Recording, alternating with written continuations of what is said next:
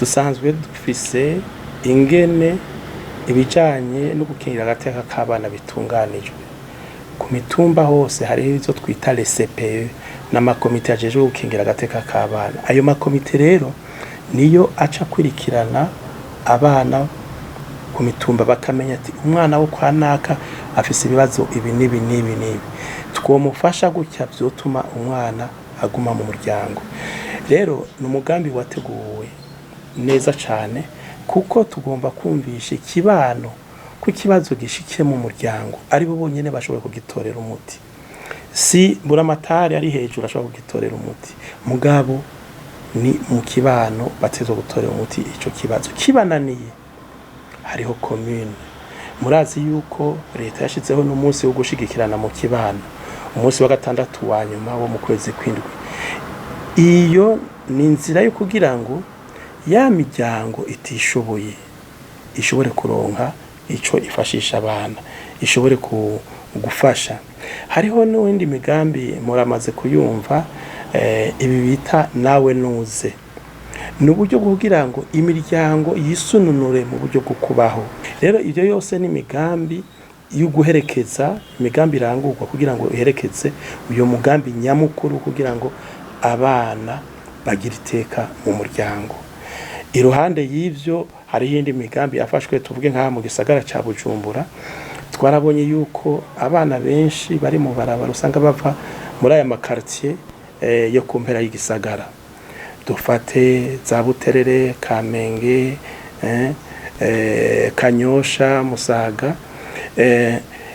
Ico twakoze nkaho twabonye hari abana benshi mugabo hari amashuri make, twace twubakisha amashuri, haciye hubakwa amashuri kugira ngo twakira abo bana batashoboye kuja mu ishuri. Akarorero no ku Buterere harubatswe amashuri y'imfata kibanza.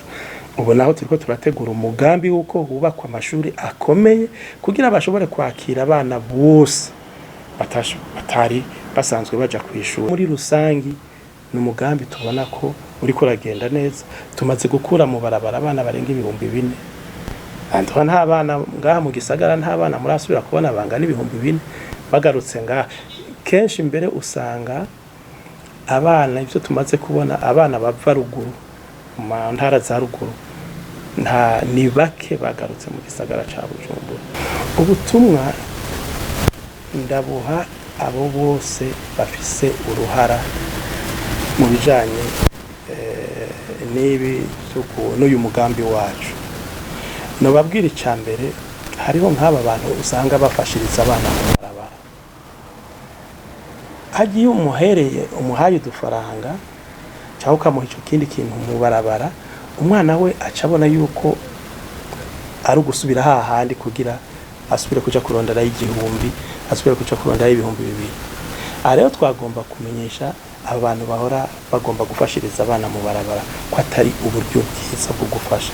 N'uburi kurafasha umwana kuko uri kumwereka yuko ubuzima bwiwe ashobora kuronka aje mu barabara agatega amashi. Si vyiza kwigisha umwana gutega amashi, ahubwo no kwigisha umwana gukora. Rero abo nabo nyene tufise ubutumwa tubaha nuko ubwo buryo bwo gufasha bobureka bakabishikiriza ivyo bashaka gufashisha inzego zishobora kubishikana kuri abo bantu.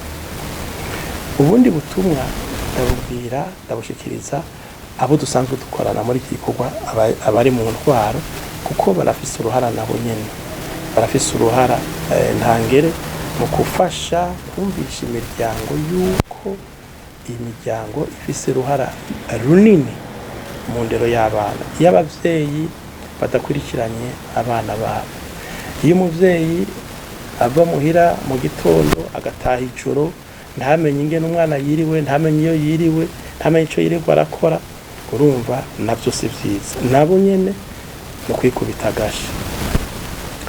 Rero abo dusanzwe dukorana muri ico gisata c'abana, nabo nyene dusabwa kwitanga. Basaba kwitanga mu gusigura neza uyu mugambi, mu kuvandanya duherekeza iyi miryango ifise ibibazo, mu kubandanya turondera uburyo bukenewe kugira ngo abo bana bashobore kubaho mu miryango atangorane nyinshi bafise.